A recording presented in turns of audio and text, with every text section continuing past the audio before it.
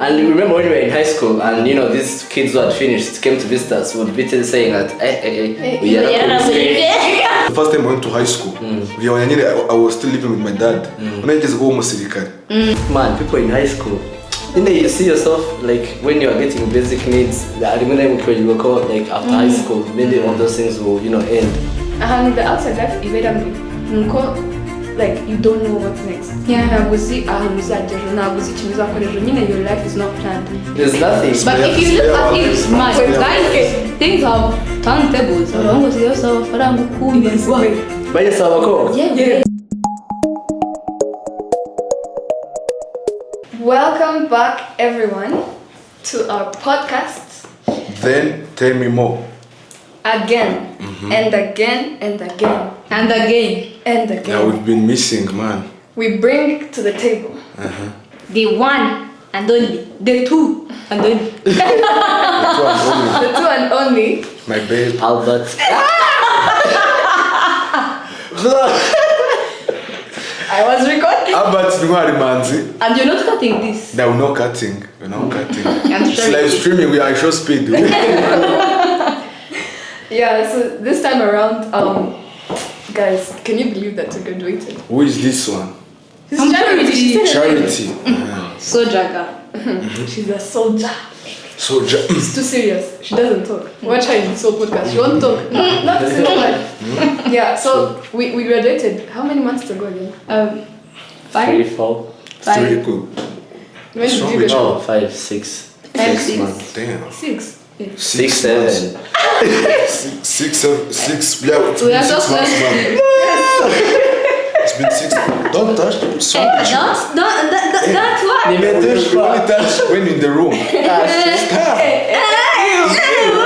Okay, let's go. Albert said we've had 6, 7 months since we graduated. From and July. I'm wondering, how many people graduated anyways in our cohort? I did the mathematics. In our cohort? In our cohort? Yes. Yeah, like senior Like, sixes. I think like 100K. Well, 100K. 100K. That's a lot. So that means 100K of us are unemployed. Nah. Not all of them. But the majority. Yeah, the majority. Yeah. Or others who are not unemployed, they are having like these random jobs, like paying them like 700 per Fucking day. jobs. That's how they call 700 per day. What? Fucking jobs. jobs. Yeah. I don't curse. Yeah. Wait, don't cut. I'm not That's what also they saying call fucking jobs. You are. Okay, and I think it's very sad since all of those people, I bet you, when they were in high school doing that last national examination, they were like, next year, I will be rich with iPhone 15. Yeah. I'm eating the last rice. Nakaunga kanyuma, this is the last.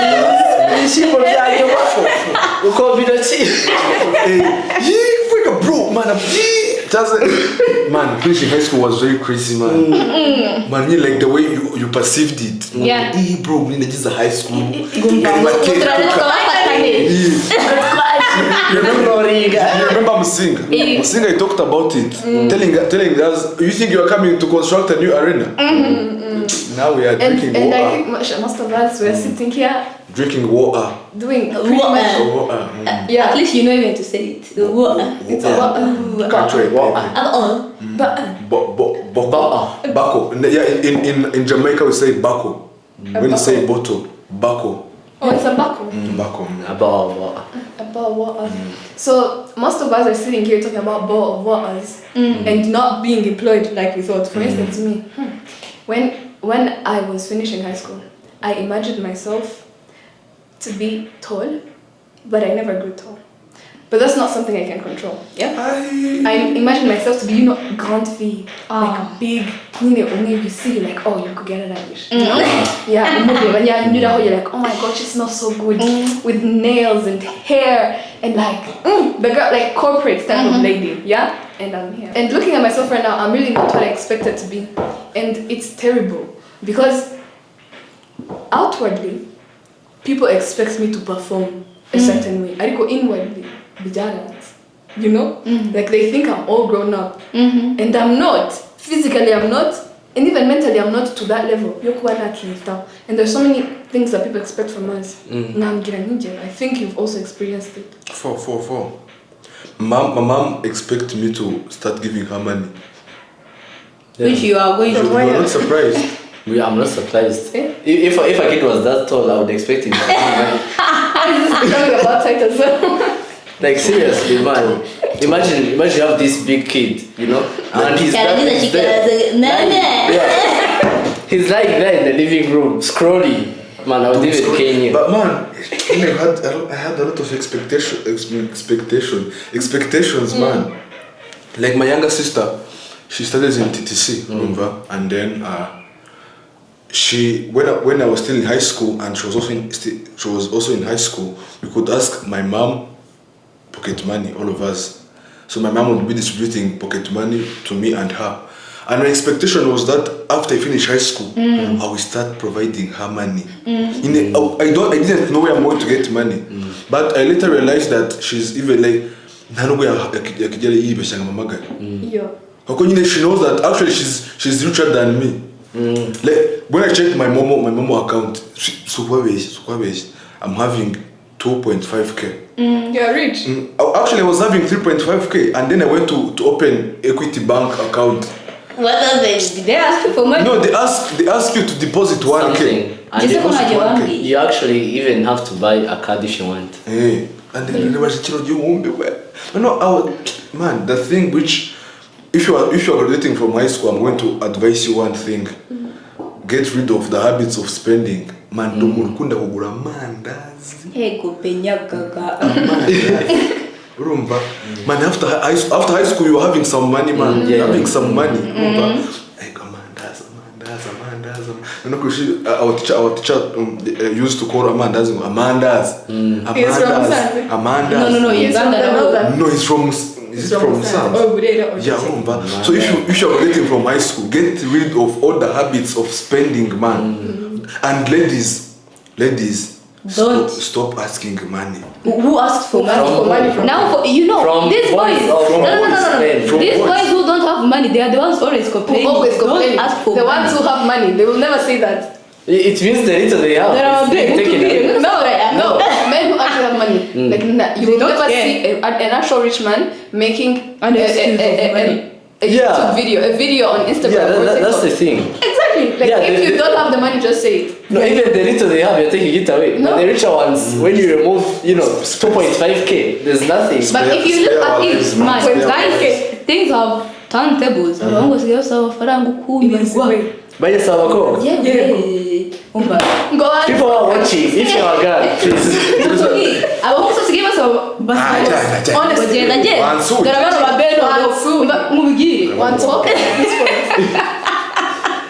The girls are watching. If you really have money to give, DM us. These two boys, when we started telling them that boys were asking for money, they want to say, no, they DM you. No, it's just that we know that Arumugiraneza who might be having money. Why don't you take yourself as Mugiraneza? That's just stressing. Okay. The bottom line is that we need money. Yeah, and seriously, money. like when based on gender, we need money. Yeah, and remember when we were in high school, and these kids who had finished came to visit us, would be saying that, we are not I haven't gone to take my diploma from school. Me too. Because I cannot go. I cannot have in that school. Unless Homebody move, it was what? For us, we have like all the people are saying, I cannot go to take my diploma without going with a rented car. And you don't even have Do you know the things you said before leaving school? They're embarrassing you. Kugiye go bro usigaye high school yo nganza gusura bro imagine wambaye umoja imagine as man for us at our school you have garukushime when you graduate you go back to school to give thanks to God, also thanking the people who helped you, and then it happened last time. You go. When I told them, bro, I'll be there, and wait for me. On the airport, helicopter. On the day of going there, but phones were ringing badges of starting and I was not there. Kind of I was good at preaching and stuff. Remember? You can't know. Yeah. Now you start feeling pity for the kids. Did you see the other picture, man, of Faith when I was like this? You think I was pretending? You think I was pretending? No,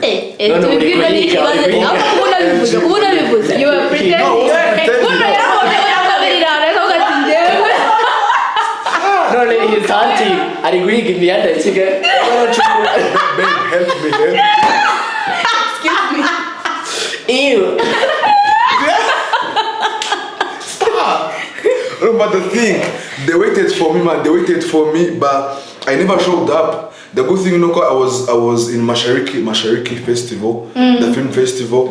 But thank God I didn't go there. Come on, you go back. The other things we talk about of trying to fight to think of how other people perceive you.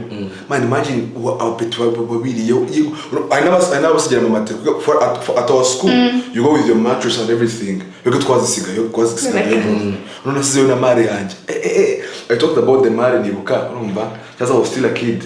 When the first time I went to high school, I was still living with my dad. When I just go home, I told him, I married Marizo rusizi no baro boro zutubati kameze gutyo yaravuze ngo mwana wanje. He said, I'm going to make you stand out in a crowd of students. Asked him how. Abazanye manje birabagwa mu y'abasirikare. Manage much like he used a lot of colors, man. Like ugasanga nenanje lingana gutya rya green, yellow,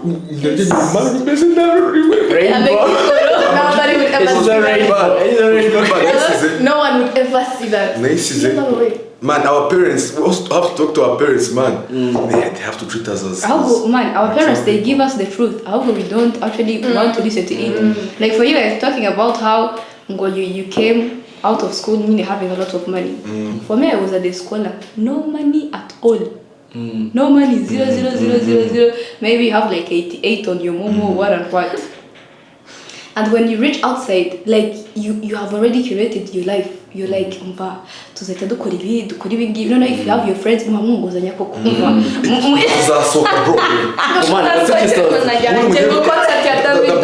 The boys will kanza n'umusatsi ngo kiriho inyogosho. Bro, for us they will be telling us, they will be telling each other, gutugisohoka nubwo wasori. Iyo wari tugakora. In 2 months. In 2 months uzaba turi yonyine wa twakabye for. The other proverb of Musinga, there is no job. I think like if our country had like jobs, jobs nimba zihari nimba ariko tutazishaka simbizi nyine amashagaga abantu bavana muri secondaire, like if there were all those jobs actually for high school for high school shit the job that does not require you to be having go this kind nkunda ngabira ibintu bya CCI What is CCI? It's a call center. Actually, they pay them well. It's 110k.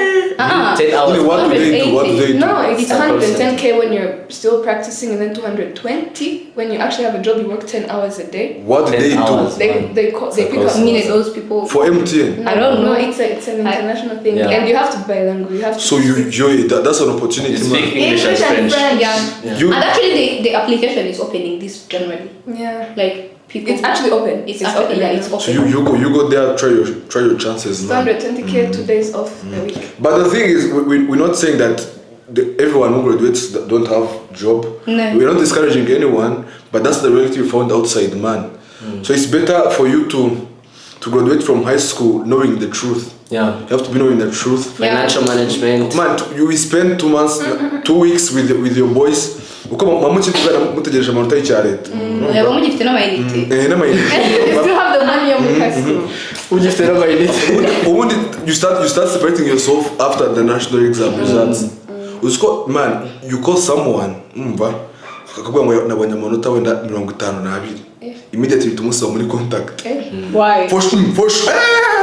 Imagine guhamagara umunyeshuri. It says that yabonye 52 and maybe you have 90. I think you can remain with that person. Right. You can remain there. It's not like you're pushing them away. But what are you going to say?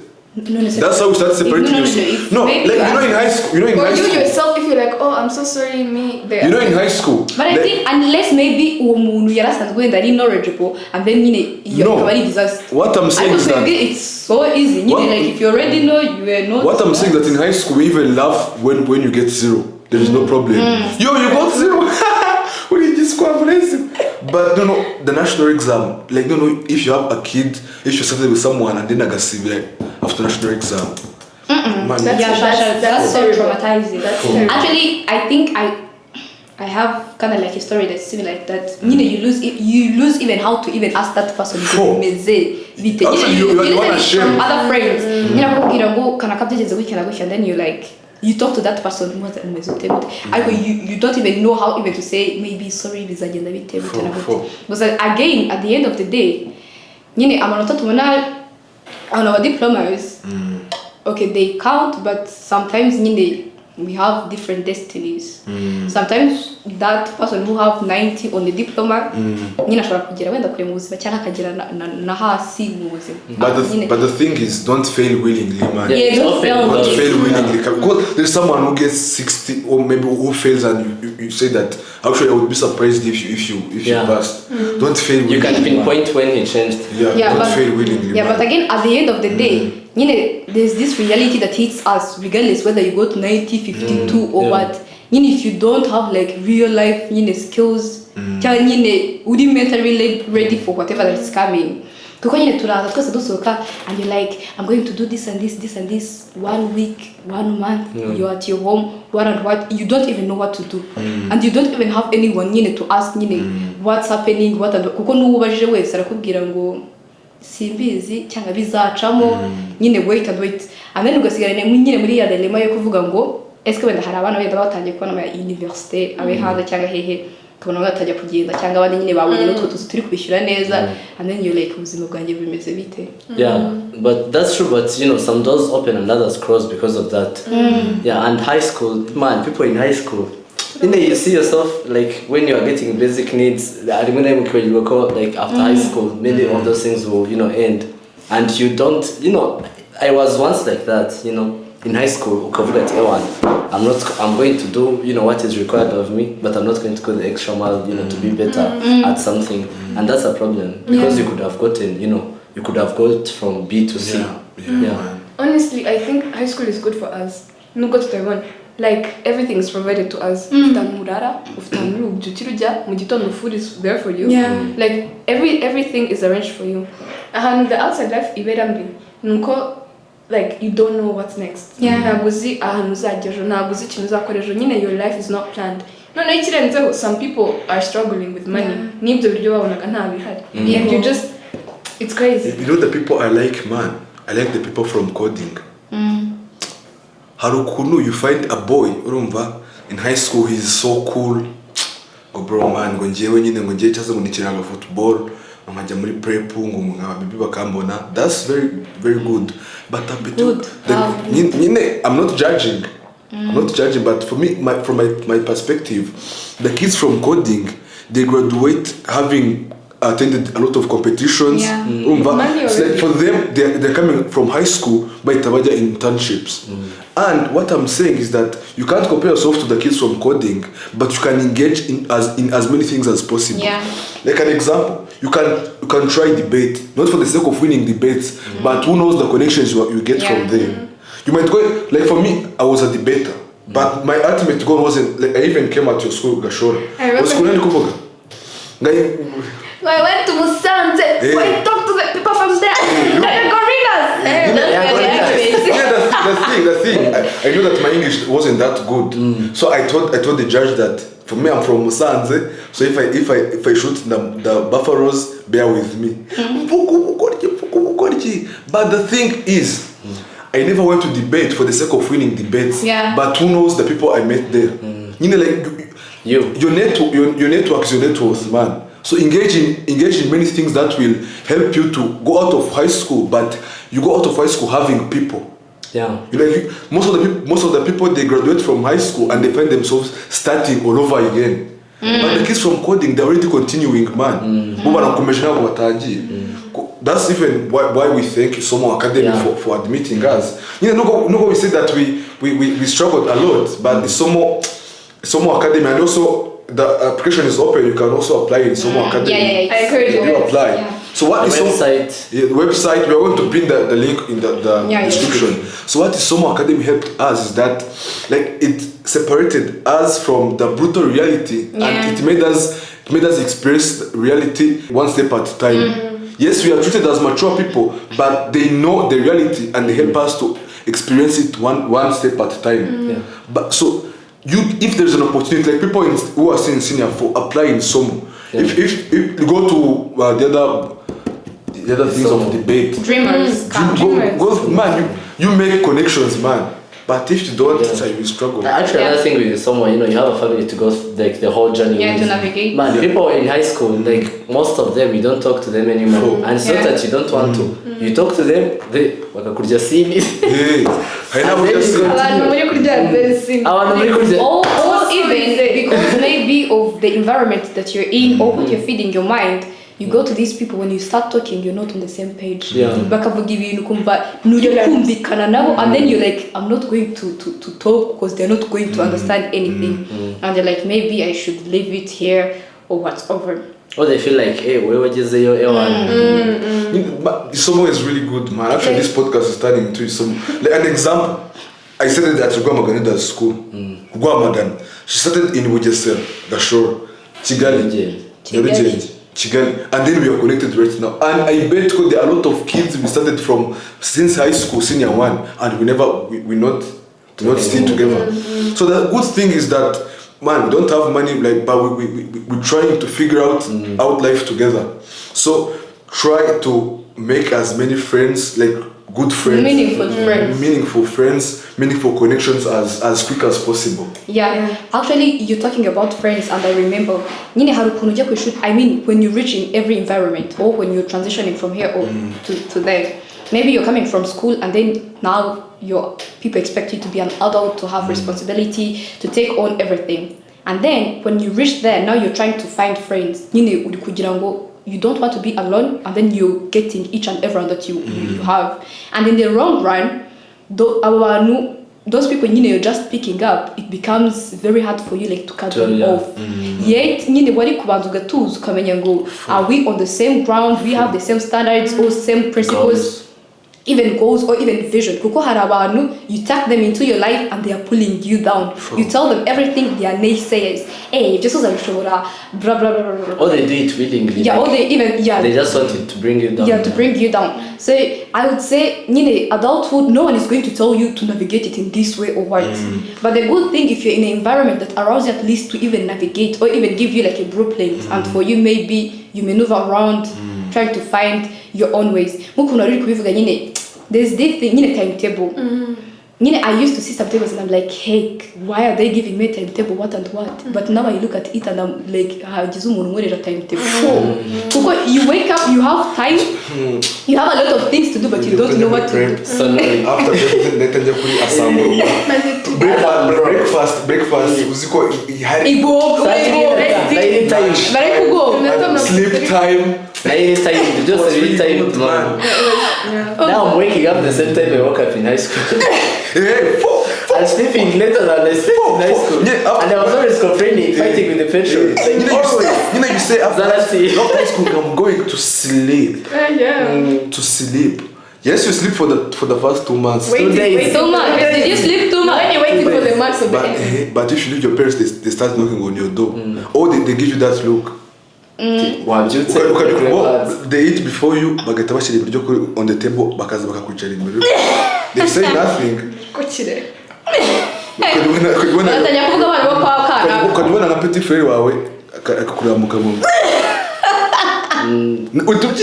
You start waking up early, man. So it's better if you prepare early, man. But then no one, you're not going to get it, trust me. You're not going to get it unless you experience it. Some people learn, some kids, you tell them fire is not good, whatever, and they're like, they're so obedient, they're like, okay. we are backing off. But others, What's so bad about others, they just have to touch that point. If it's hot, that's when they are going to. And when we were in high school, like they used to tell us, that you had any struggle nicht about We're like, struggles and but it's a lot. I rather struggle outside than inside. But even that's why we created this podcast, man. We know that many people we say that we are talking about this because of views and stuff, but know that this episode might help like three people. Yeah. So man, what we are saying is true because we are speaking from the fresh wounds, and we are still having the wounds by the way.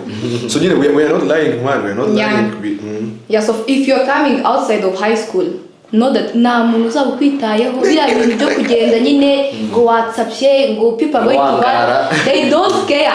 You're putting on you could rather disappear for like 5 years and wait from high school, disappear, you come back and they're like, oh what happened? Instead of you trying to impress everyone, no one is caring. You're impressing them, but you know deep down you're doing nothing. So rather, if you're coming maybe from high school, find a skill that maybe you can run. Do things. Yeah, do things. Grind. Yeah, hustle, grind. If if maybe you're planning to be an influencer, start the there. podcast, man. Start that vlog. Start that vlog. If you don't have financial skills, go find. The good thing is that with our generation, you can find anything for free. The courses they are out there. You can go study. Grind, like take your 5 months and do something meaningful instead of going clubbing and doing whatever that's going on. Investing that money. Yeah, and invest that money. Stop man. That's man. So man, thank you guys. This was the first episode. The second one will be released next Tuesday. Next Tuesday. We really thank you, man.